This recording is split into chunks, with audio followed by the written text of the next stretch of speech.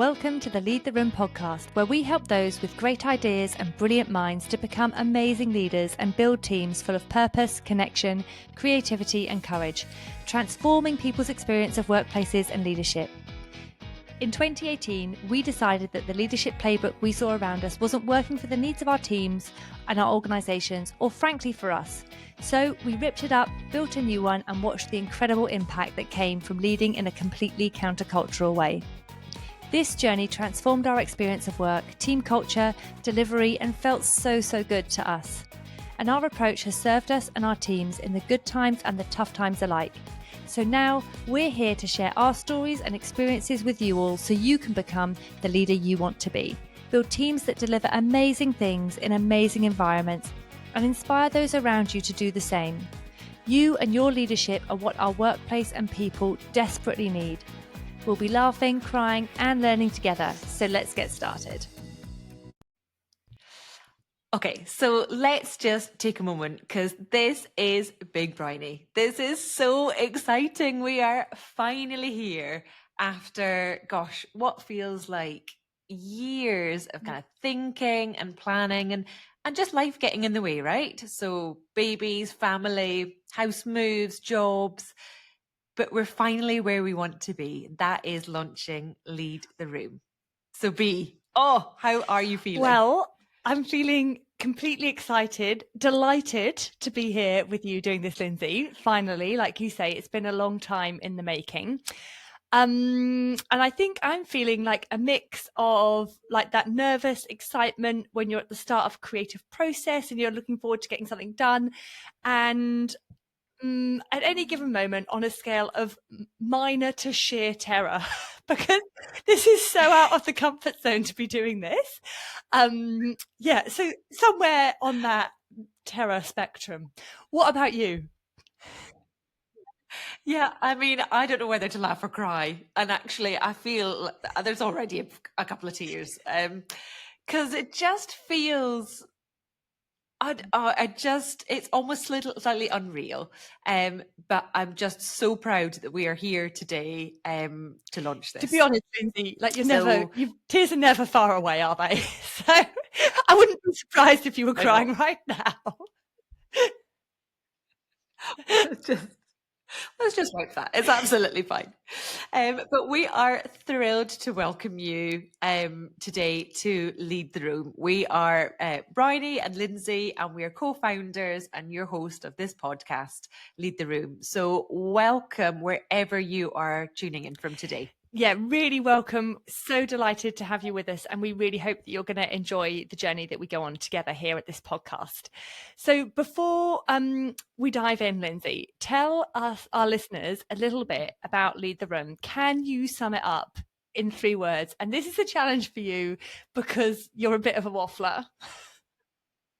Not just me. Yeah. Okay, so come on, give me your 3 words. 3 words. Okay, so transformational, joyful, and bold. I love all of them. Agree. Really like them. So mine, and yours, fun, like yours. Experimental and practical. Yeah. They're so good. Because that really is the essence of what we're trying to do here, isn't it? Yeah, exactly. We're trying to build like this super practical advice for all of you great minds to become these amazing leaders, have these amazing teams that can deliver fantastic impact. Fab. So let's rewind, Briony. And all those years ago when we met, and share our why with our listeners. So why are we here today? What's brought us here today in our messy rooms? There's absolutely no filters going on. We haven't spent hours contouring. Despite how great we look, we haven't. But this is our story. And it's our passion that we are here to share with everyone today and in the future. So Briony, do you want to kind of, kick us off with where it all started for us? So for me, this journey started when I got what was at the time for me my dream job. It was leading this like high profile team, it'd been like quite a big competition to get the job. And the team was like, they're a cutting edge transformational team, delivering impact, working across boundaries, doing awesome stuff. And I was like, oh, I cannot wait to get started. So I turn up on day one, and in the first week, and I'm, having one-to-ones with everybody, as you quite often do when you join a team, just to get to know them. And all of them told me, I want to leave this team. I hate it. I am so scared of failing. I feel like we're on a pedestal and I can't cope with it. We've got no sense of purpose as a team. We're stepping on each other's toes all the time. I just don't enjoy this environment. I want to get out. And in that moment, I just didn't know what to do, because the difference between what I was expecting this experience to be and then what I'm finding out it is going to be is so huge.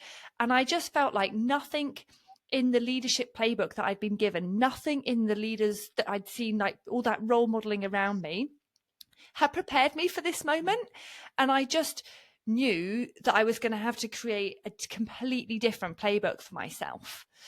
And so that's where it all started for me, right? Is that then, as a team, as a leader myself, we went on this journey to rebuild this team, to build in purpose, to really get to know each other, not in like a TMI, like I know every little thing about what's going on in your life, but to really understand like what our values were, what our experience was, how we could bring it to bear against these challenges that we had and the projects that we were delivering, to have that courage to show up more vulnerably and not be worried about failing all the time in the pursuit of creativity and innovation.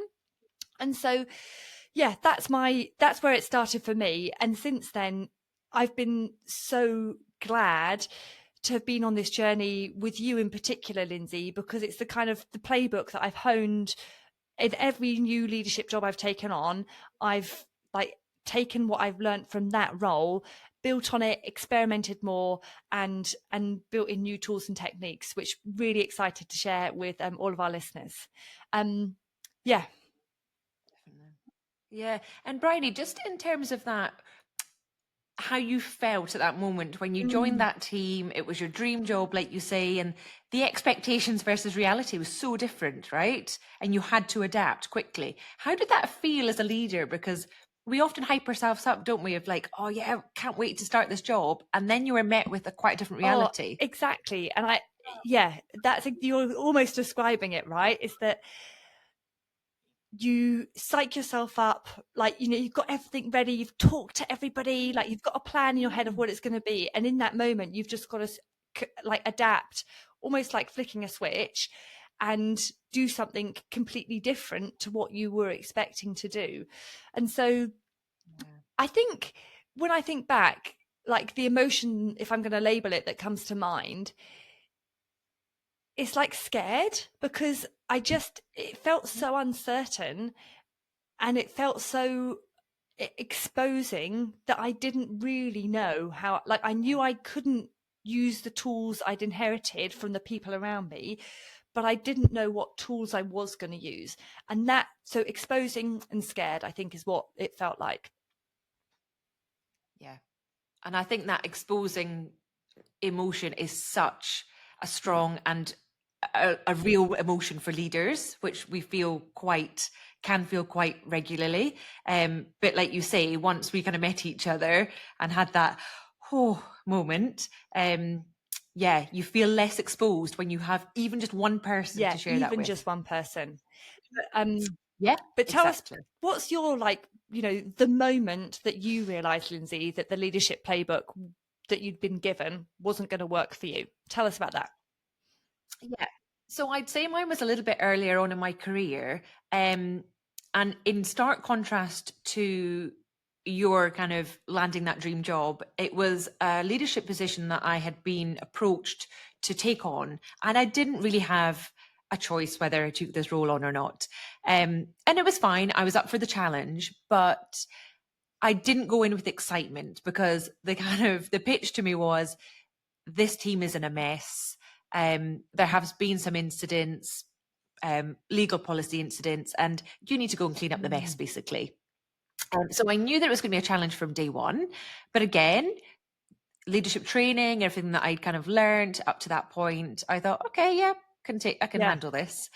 And I guess in stark contrast to yours as well, Briony, the team had a very clear purpose. They knew exactly what they were doing. It was the how that they were doing it had been ripped to shreds by the most senior leaders in a couple of organizations that we worked with, leaving some pretty junior staff in exceptionally vulnerable, petrified positions, right? So scared doing their job that it was like they were paralyzed. So when we speak about teams, like really great teams with purpose, so yeah, they've got to have purpose to be creative, be innovative. They were paralyzed and just doing the bare minimum of their job, Briony, let alone thinking outside the box and doing different things. So I knew that my job wasn't to, like yours, like find the purpose of that team, but it was to build up a broken team, to allow them to understand their value, to see what their purpose was, that they had to be doing this, and they could do it and still do it with fun.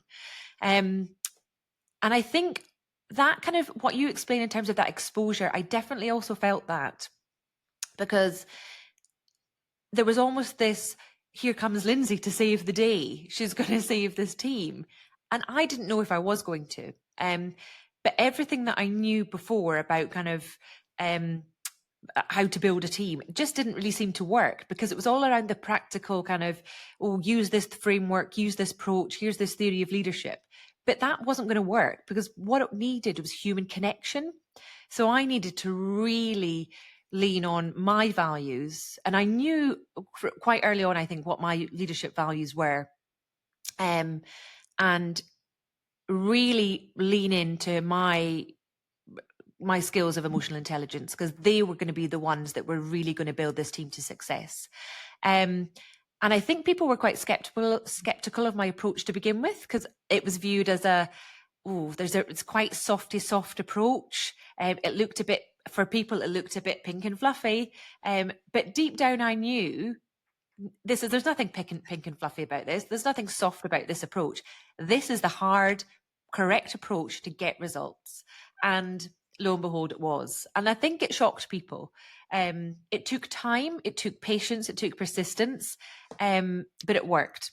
And we got the team out of a place of paralysis into a place of creating, of excitement. They wanted to come to work every day. And ultimately, that's what you want from your team, right? Two things really jump out to me when you're sharing this, is that I think what you described as how you were brought into this team and what you found when you got there, things are in a bit of a mess. The team's really quite broken. They've had some bad interactions with senior leadership that have really set them back and knocked them. I think that is such a common thing, isn't it? That's such a common leadership challenge, that you're coming into these teams and you've got to rebuild them. Like so many leaders who join teams after COVID and the pandemic, will have had that experience where teams have just been in survival mode, and your job is to get them out of survival mode and if you can get them into thriving, as you did. But just getting them out of survival mode where their brain is in fight and flight every moment that they're in the office. So that was my first thought. And then the second thing I was thinking as you were talking is, you hit the nail on the head when you're like, there is nothing soft about the skills that you use to rebuild that team. Yes, you use your emotional intelligence and you centered human connection and building trust, traditionally described as soft skills.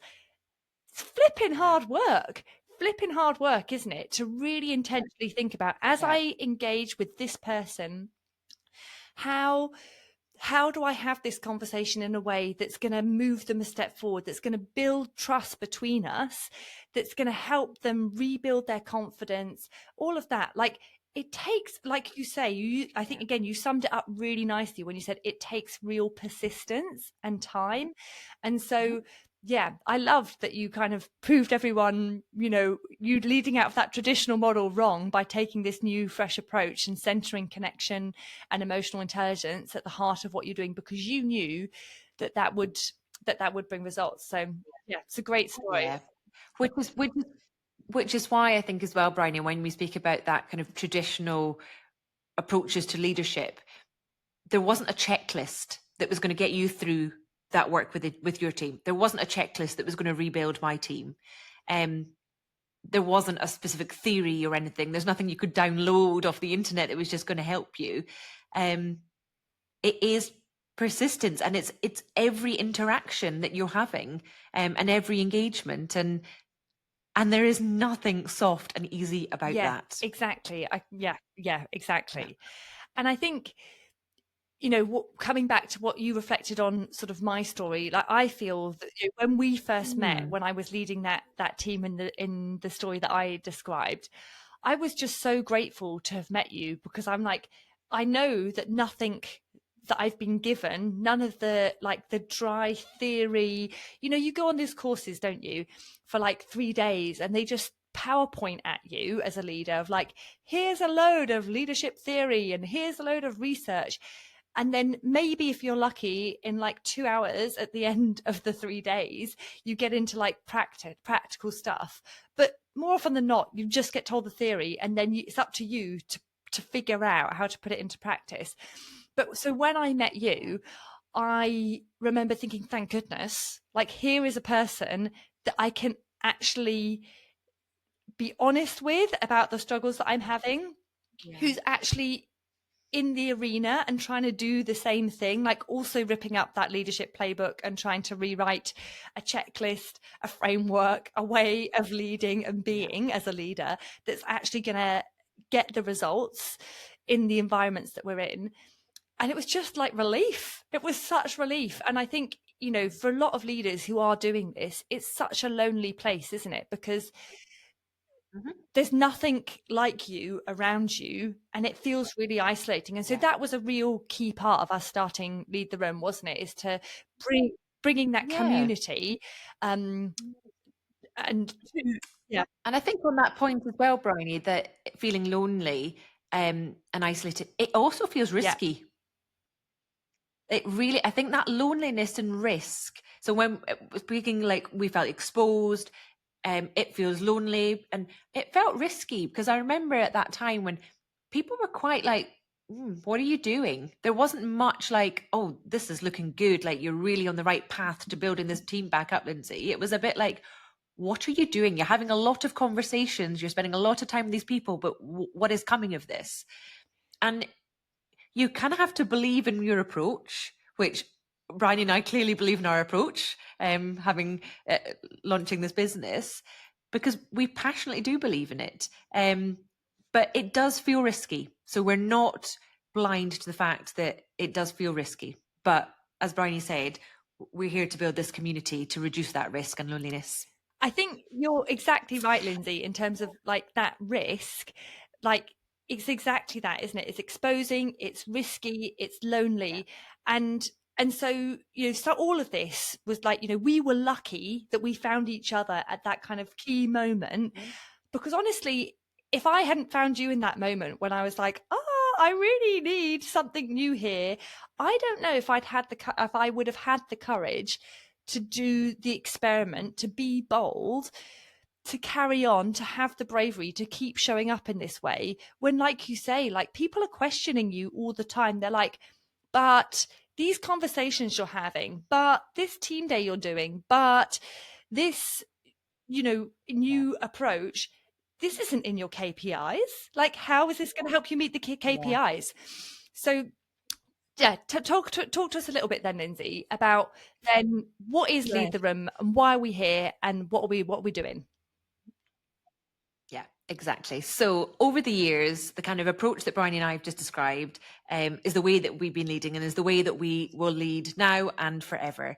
And we have been helping hundreds of leaders who have really brilliant ideas and amazing minds, but need that kind of next push, need that help, need that support to take that risk to become leaders that they want to be, those amazing leaders who will build the teams, do the transformational things in a fun and exciting way, in an experimental way, like Briony said. I'll have to pause so that you can... Sorry. Do those transformational things in a fun and an exciting way. But they all say that their biggest pain point is how and where to start. Like, they want to do it, but where on earth do you start? And all of that training they've been on before, all of those courses, none of them help them do that. Because I think that's the reality, isn't it? That, you know, nobody wants to be a rubbish leader. Nobody sets out like going into the office on their commute thinking, I am going to try and be a bad leader today. Nobody's thinking that. Anyway, nobody that we want to work with is thinking that. But it's really hard, isn't it? Like, you've got all this subject matter expertise, like you've been doing the thing, a thing in your organization, or in your industry, you're ready to step up, or you've been like you've been asked to step up, and that feels exciting. But you shouldn't have to create the leadership playbook for yourself. Like, you should be able to challenge your expertise, your brilliance, your great mind into delivering great things, right? And so that's what we're really here to do, is to be your guide along the way and to give you the checklist and the frameworks and the practical tools that we wish we'd had when we started out. Yeah, absolutely. God, I've lost where we are in the script now. So, right, we'll go on to what you're going to find here. Shall I come in on that? Giving you the frameworks and the theory to put into practice for his ways. And yeah, okay. Okay. Yeah, exactly, Briony. So what are you going to find here as a listener of Lead the Room? So we'll have lots of advice, we'll have stories. We want to share all our experience and our stories with you, the highs and the lows. But importantly, practical actions that you can take each week. It's going to help you translate your ideas that you've got, all those amazing ideas, but you just don't know what to do with them, how to implement them. Well, we're here to help you do exactly that, to translate those ideas into great leadership and, importantly, like great results for you and your teams, and build that amazing culture. I think it's really important that Briony and I say up front that this is not just about creating fun, nice teams that you want to be part of. This is about creating teams that get some of the best, if not the best, results in your organization, as well as having fun and it being joyful, it being... Okay, stop.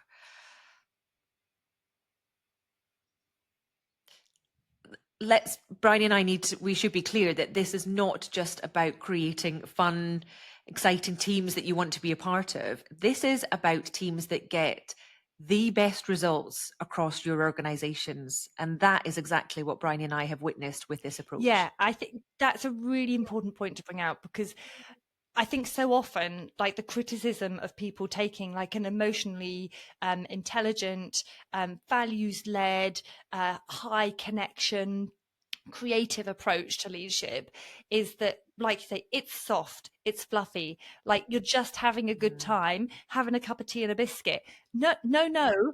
I will be having a cup of tea and a biscuit because I thrive on that in the afternoon, but I will also at the same time be delivering amazing impact with my team. I will see you later and thank you. We're the most high performing team in the organization. So I think it's really good to be clear about that, because we're ambitious for you all. Like, we want this for your team. We want you to have an amazing team and to be an amazing leader, that you are proud of yourself, you're proud of what your team does. But we also want your organization to be looking at you and thinking, like, this is where it is at.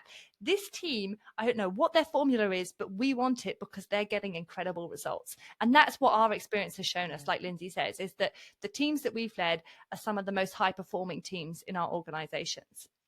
And so, but isn't isn't it strange, Briony, that it's almost like you can't have a team that looks like they're having fun and they really get on with each other, but also they're amazing at their jobs and they're getting brilliant results. It's almost like people don't want the two to coexist. But they don't. It's too countercultural, isn't Well, it? It's too countercultural because hard work has to look hard.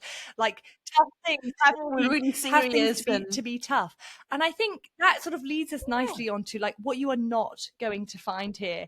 You are not going to find dry, boring, serious. Like this is a serious business. This leadership thing that we're doing and the approaches we take, it is serious, but you don't have to take it really seriously. You don't have to take yourself so seriously. It's about being playful and creative and experimental and giving yourself a break as you try things out. The other thing that you're not going to find is buzzwords and jargon. Like, I don't know about you, but I am done with these, Lyndsey. I'm done with them. Like, half the time, sometimes I'm in meetings and I'm like, what are you even talking about? I don't understand. Can we please just use normal words, like in the way that you would talk to your partner at home words? Yeah.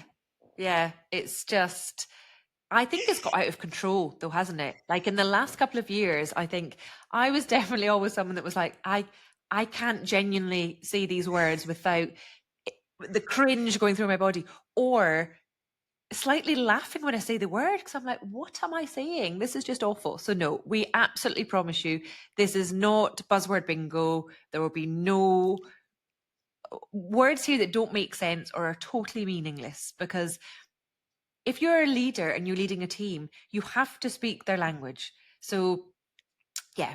And if you do catch us with any buzzwords, you have to hold us accountable and call us out, because we'll be disappointed in ourselves. So I think we're going to circle back on this one then. You know, take that offline, Briony. Enough of that. We'll take that offline. And the other thing that you're not going to find here are like stiff suits and people who look like the normal corporate types. We're both very creative people, often wearing like a fancy new hairdo or some big earrings or something creative. Like no stiff suits here. That's not how we show up in our corporate jobs. Yeah. And just because you haven't got corporate jargon or a stiff suit doesn't mean you can't get the best results. So just remember, you can have smiles, you can have jazzy earrings, you can have big crazy hair and still get the best results. Okay. Amazing. Well, I think that's a great intro of who we are, Lyndsey, and what we're here to do with Lead the Room. And now I think we're going to move on to our weekly segment, which is called Walk the Week. Do you want to explain to our listeners what Walk the Week is? Yeah, definitely. So again, Briony and I have alluded to the fact that this can be quite lonely when you're trying things out and you want to you want to learn new things, you want to reflect on what you've done. Like, but doing it alone can be quite lonely. So as a community and as a promise from Briony and I, and this is something Briony and I do regularly anyway with each other, is every week throughout our week we take time to think about three things. We think about more than three things, but for Walk the Week, three things in particular. So each week we will promise to you that we'll share something that we're going to celebrate, something to celebrate the success, that's something that we're really kind of chuffed, a success that we've had that week that we want to celebrate with each other. The other thing is about learning, something we've learned that week. And that can be a huge range of things. It doesn't have to necessarily be from specifically your actual role at work or working per se. It could be something outside of work that you've learned, and something to help us grow. So it's really important for Lead the Room that we're constantly growing as leaders. Leadership is not something that you go on a course on, tick, you've completed it, great, you've got the job, you've got the badge. It's a total growth mindset, and we totally embody that as leaders, Briony and I. So three things every week: something to celebrate, something you've learned, and for growing. So this week, the thing that I was kind of celebrating was I offered some instant feedback. Now, feedback is a topic we'll come on to in future podcasts because it's a great one. But I offered some instant feedback to a team member who was actually a peer, who I just thought in the moment it would be really helpful for them going forward. I kind of gauged roughly how I thought they might take it, and I thought they would receive it well. And it was amazing to see, really almost quite instantly, them applying it to their role. And almost like in the next meeting we went to, they'd applied it. And it just made me think, I'm so glad that I, in the moment, took the opportunity to do that, because it clearly had a huge impact on them and their presentation at the next meeting. So that felt really good. Yeah, awesome. That's really powerful. Yeah, definitely. What are you celebrating this week, Bea? I'm celebrating doing some really good comms. Like, not doesn't seem like a massive win, Okay. but I've been leading this project and I'm working with a remote team, and it's been a bit of a struggle to get their engagement and to get their buy-in. And so I've been really focusing on how I can use every little bit of the comms that I have with them, whether it's email or on the phone or on Teams or whatever, to build that connection. And so I just feel like I had a massive breakthrough this week, because I sent out like a bit of an update, and I'd really thought carefully about the language that I was going to use, how it was going to land with them. And I got some great feedback of like, oh, how can I help? Like, oh, it looks like you could do with help on this part of the project. And it was awesome, because I'm like, yes, now we've built this connection. Like, it really paid off. So I'm really pleased with that. Yeah. Okay. I love that. And it's, again, thinking about kind of every intentional interaction, right? As we kind of mentioned earlier, it's really important. What about learning? What have you learned this week? Well, so Briony? a bit of a black mark for me, I suppose. I haven't been, earlier in the week, I wasn't feeling very well. And honestly, I should have just taken the day off sick, had a day just like resting. My team call it like a slug day, you know, where you're like just in your pajamas and binge watch Netflix. Not sure how I feel about the description. Anyway, should have taken the slug day, didn't. Powered on through, except in low power mode. And I still find myself really in low power mode, because I'm just like, you know, got that rumbling sickness. So the lesson, really, the learning here is like, when you're sick, Briony, just take the day off. Yeah. What about you? Yeah. And that's, I think there's so many of us could, more slug days needed, right? Needed. Yeah. What about you, Lyndsey? So this week, so I'm going to call it backseat leadership. Okay. Nobody wants a backseat leader, right? And I had a situation in work where I was in a couple of other leaders in the area, and they were speaking about a situation that had occurred, and the conversation was around what this one particular leader, the course of action that they were going to take. And they said out loud, they were like, oh yeah, I don't think I'm going to make the call. I'm going to wait, and I'll come back to that person.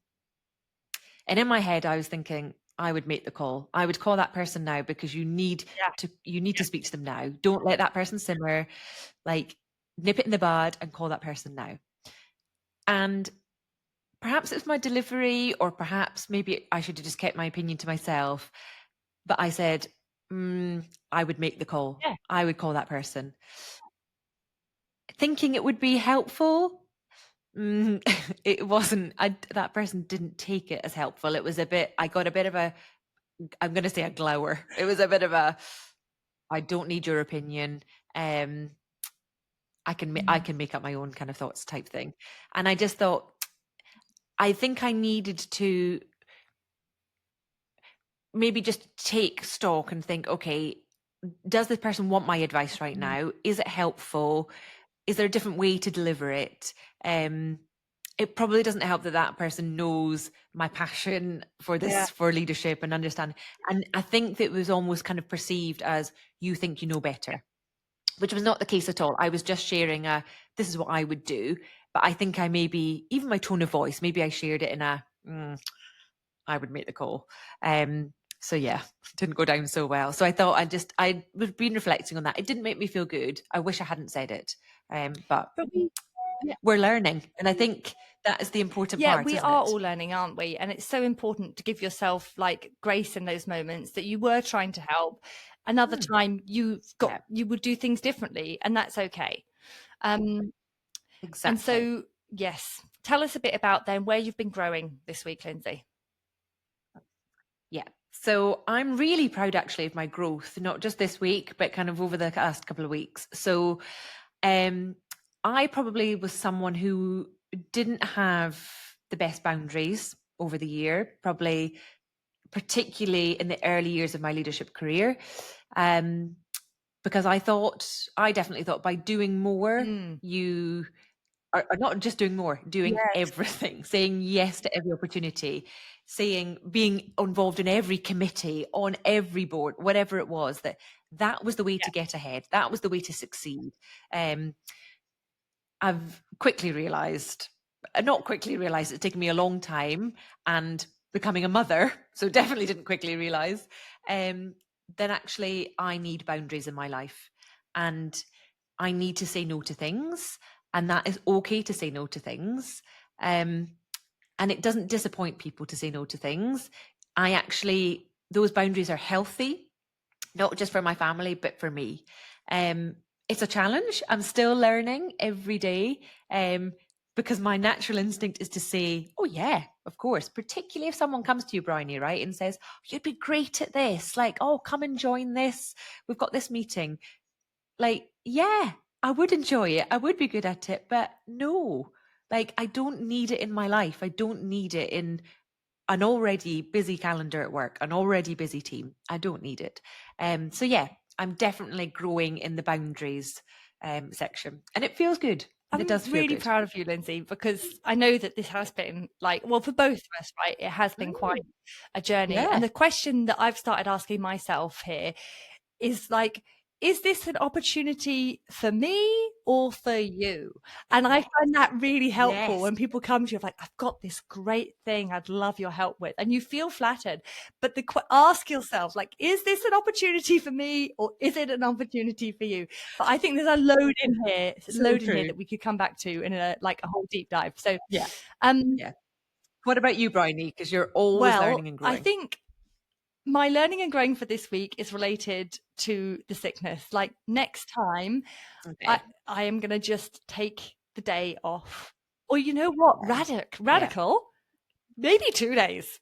Like, get fully better before you come back into the office. And I cannot express to you that I am going to find this really hard to actually live up to. So here you are. You heard it on the podcast. I'm accountable to you all. When I'm sick next time, I'm going to take the time off. Briony, were you that child at school that never took a day off? 100%.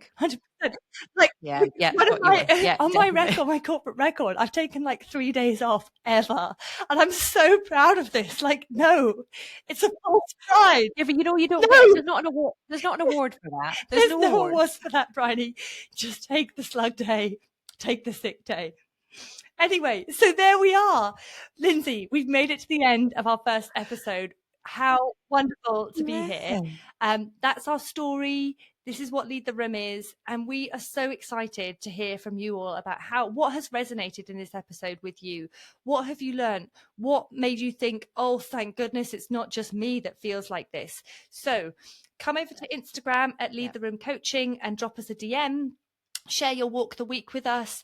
Send us an email to hello@leadtheroom.co.uk or leave a comment on our YouTube. We reply, we look at them all, we reply to them all. We can't wait to hear from you.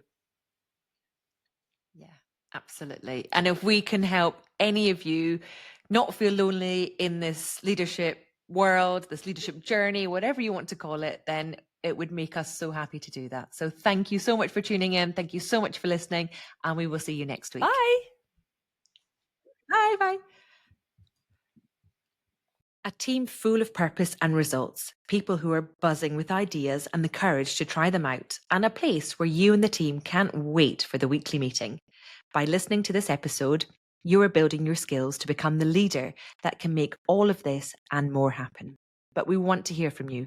Tag us in your stories, send us a DM about your walk the week on Instagram so we can learn what's resonating with you most.